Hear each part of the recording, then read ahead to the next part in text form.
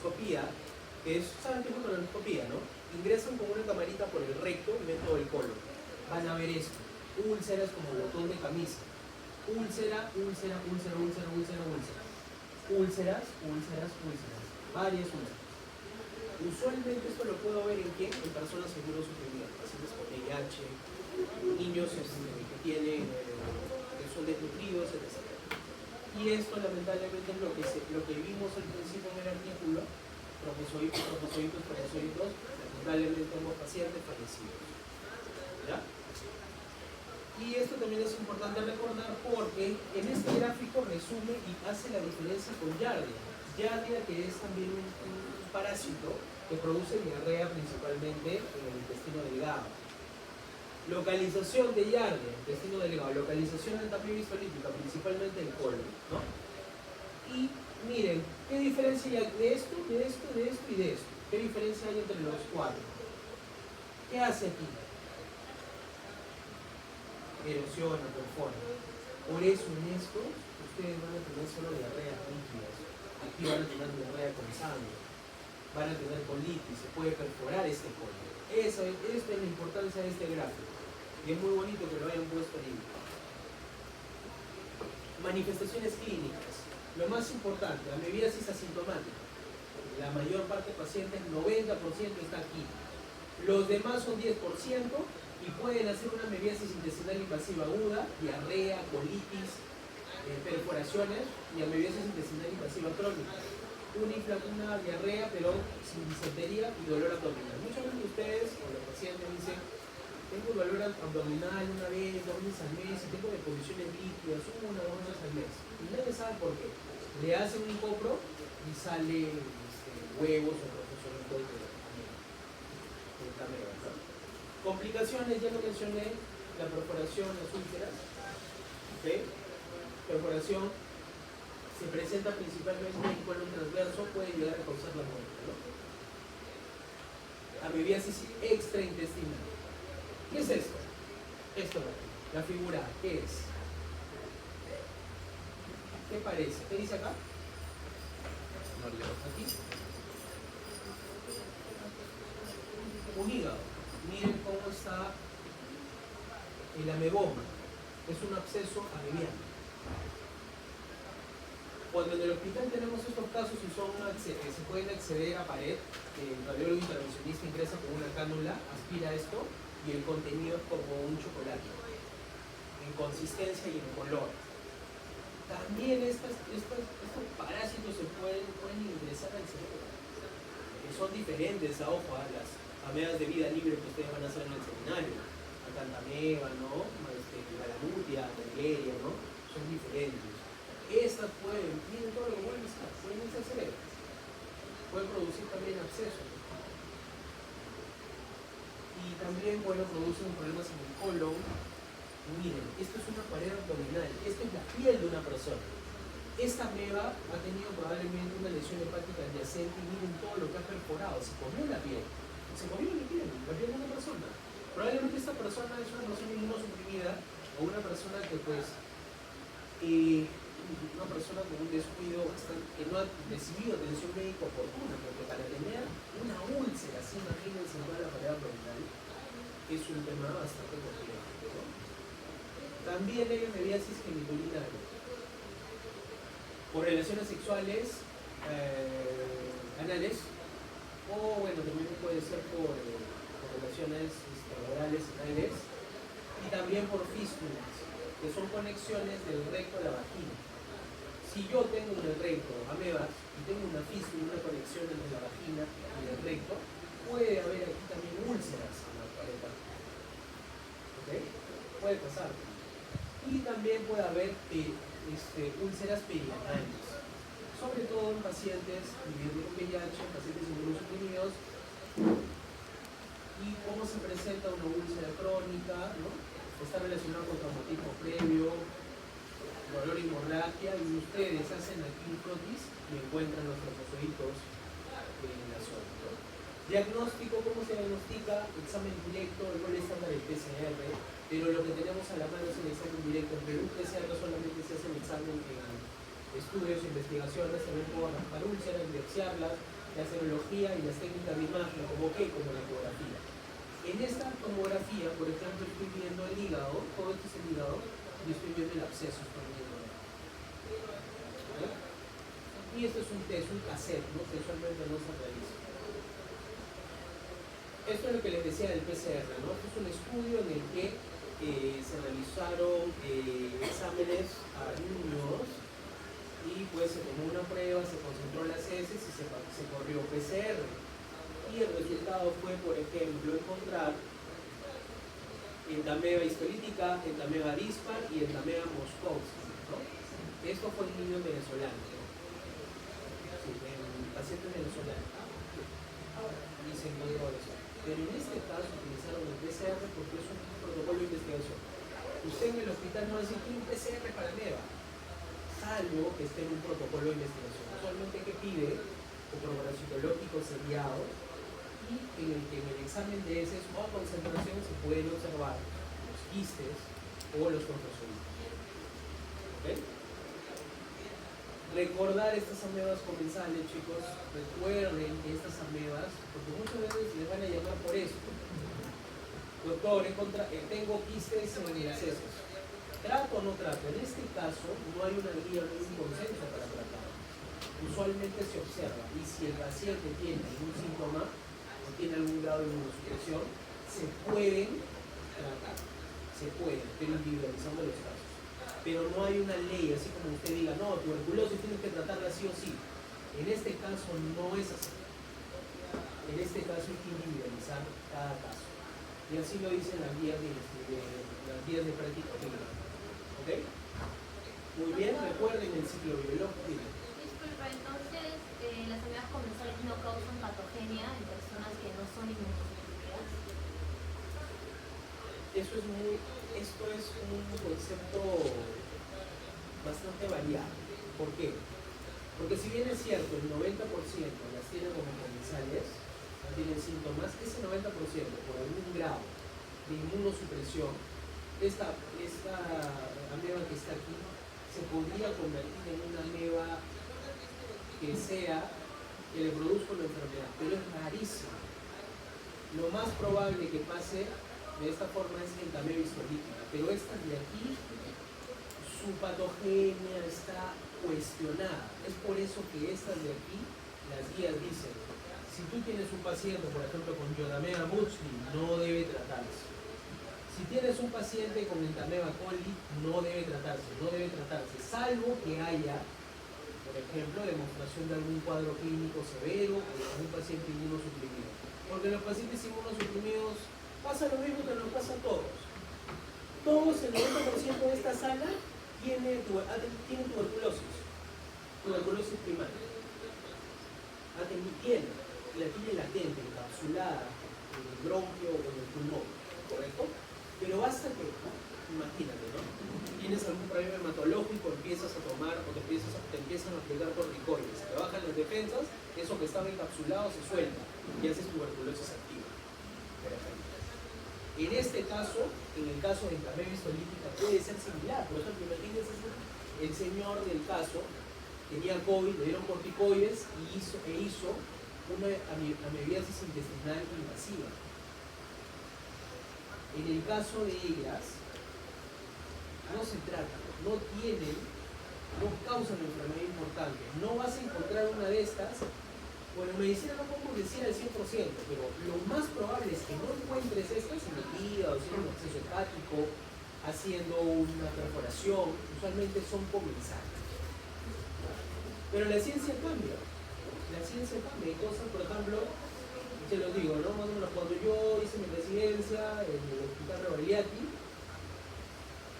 las cándidas, por ejemplo, en orina, se consideraban que no eran patógenas, que bajo algunas situaciones se podían tratar. Pero ahora, incluso ya se conoce que la cándida puede producir prostatitis incluso, u otro tipo de infecciones que tienen que tratarse. ¿Okay? De la misma forma con otro tipo de bacterias, por ejemplo, el Staphylococcus epidermidis. De repente en microbiología les han dicho que es colonizante, ¿no? No sé si han llevado microbiología todavía. ¿Sí? De repente le dicen, no es colonizante, pero ahora estamos viendo que con mayor frecuencia son productores de bacterias que producen sepsis. Entonces, los conceptos van cambiando en el tiempo. Tal vez por alguna mutación, algún cambio, o alguna susceptibilidad, estas en un futuro puedan producir patogenia o puedan reportar algún tipo de caso con un absceso de ellas. Pero al momento, lo que se conoce es que estas no producen una enfermedad importante. ¿Ya? Muy bien. El ciclo biológico, recuerden cómo ingresan por la parte oral y luego excretan trofozoitos o quistes. ¿Ok? Y esta es una diferencia que podría venir en el examen, que principalmente se nos van a preguntar los colegas biólogos de laboratorio, cuál es la diferencia entre el trofo y el quiste de Entamoeba coli con Entamoeba histolítica. ¿Esta qué es? ¿Patógena o es comensal? Esta. ¿Ah? ¿Ya está? Comensal. Y la histolítica es en un 10%, ¿correcto? Miren la diferencia entre el citoplasma, gránulos gruesos, gránulos irregulares, contienen bacterias, contienen eritrocitos, ojo, eritrocitos. Yo puedo decir, Jaime tiene un hermano que tiene síntomas leves, al examen comproparasitológico se encontró un trofozoito con citoplasma de gránulos gruesos y irregulares, que contiene eritrocitos, que contiene bacterias o que contiene eritrocitos y que tiene estas características. Señale el diagnóstico más probable. Usted marca trofozoito de Entamoeba coli y Entamoeba histolítica. De acuerdo a estas diferencias. Muy bien. Dime. Disculpe, ¿la Entamoeba histolítica entonces es considerada comensal o no? Claro, puede ser comensal, pero es patógena al mismo tiempo. ¿Por qué? Porque en los pacientes que tienen inmunosupresión pueden producir estos cuadros que he mencionado. Perforación intestinal, ¿ok? Úlceras en el botón de camisa, puede producir, ¿qué más? ¿Qué más hemos conversado? Abscesos hepáticos,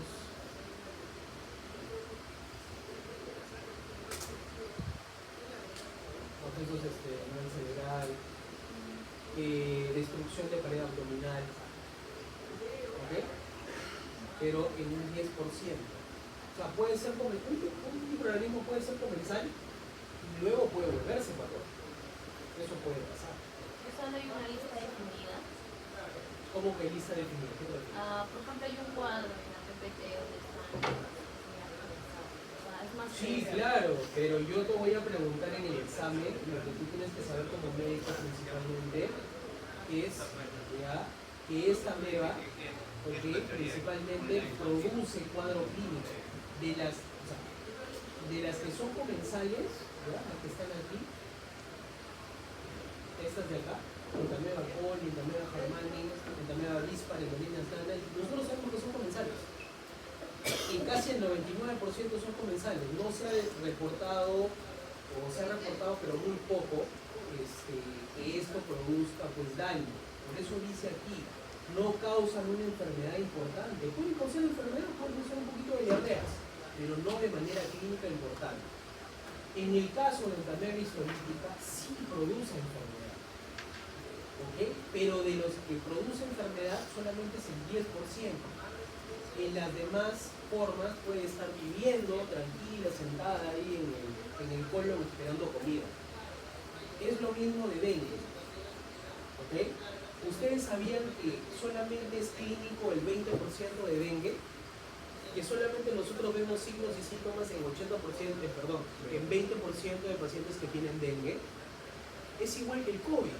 Había gente que salía positivo a las pruebas, ¿se acuerdan las pruebas rápidas? Y no había tenido ni un síntoma. Lo mismo pasa con esto. Lo mismo pasa con esta ameba. ¿Ok?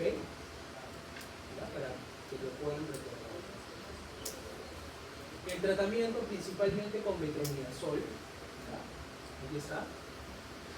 Tiene acción tisular y la acción luminal pues tiene la paramomicina, que usualmente se usan en portadores asintomáticos, individualizando algunos casos, claro está.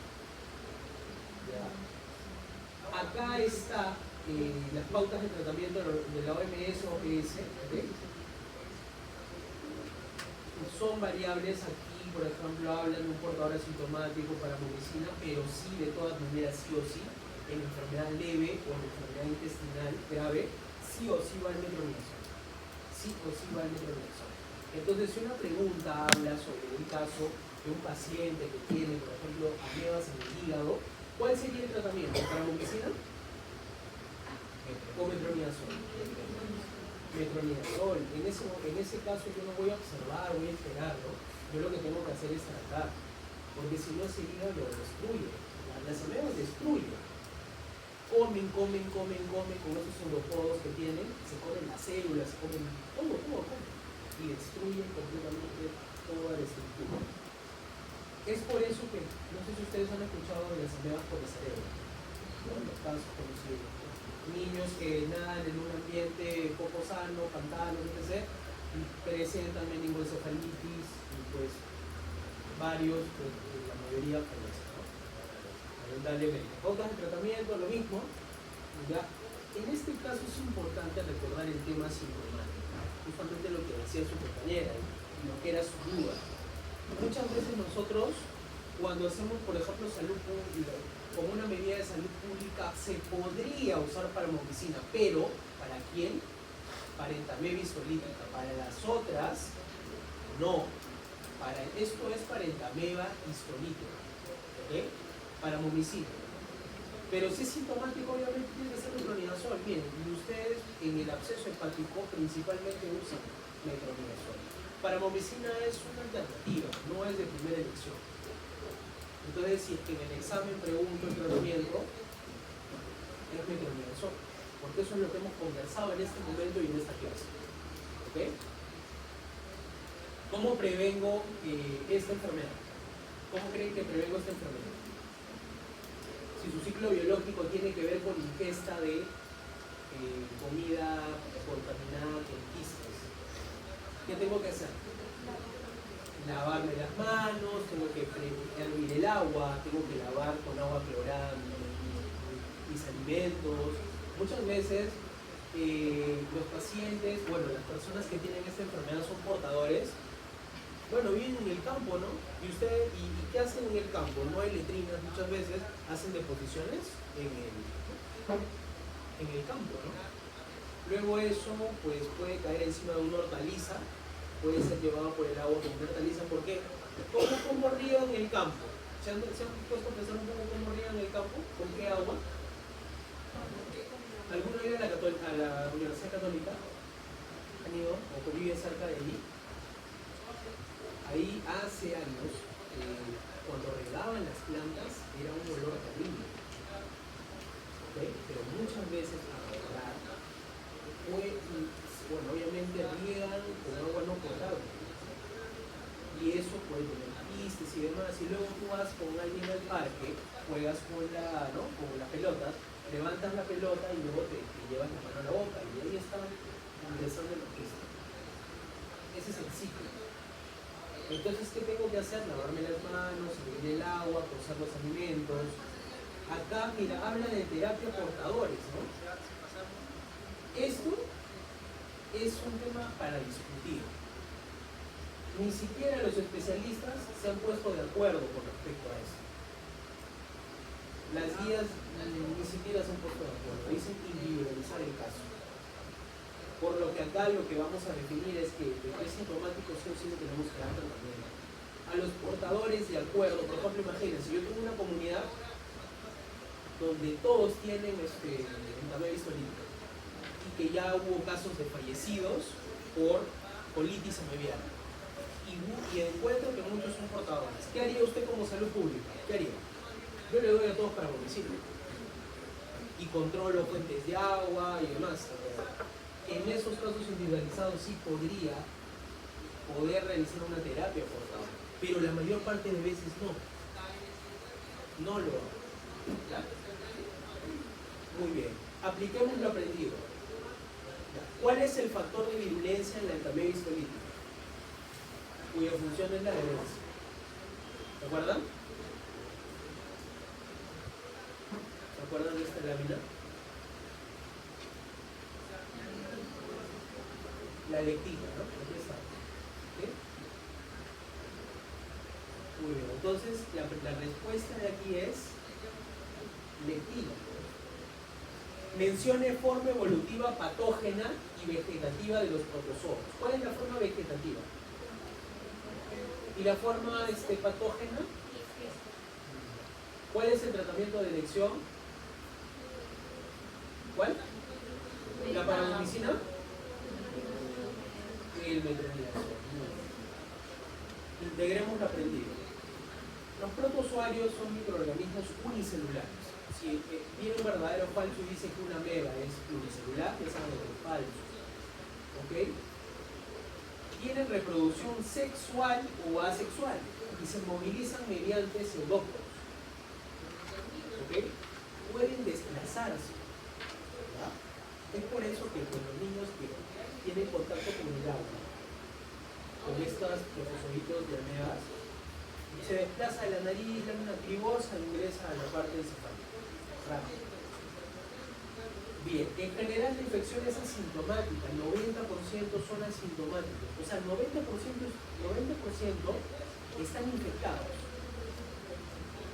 O sea, del 100% de los infectados, 90 es asintomático, no tiene síntomas.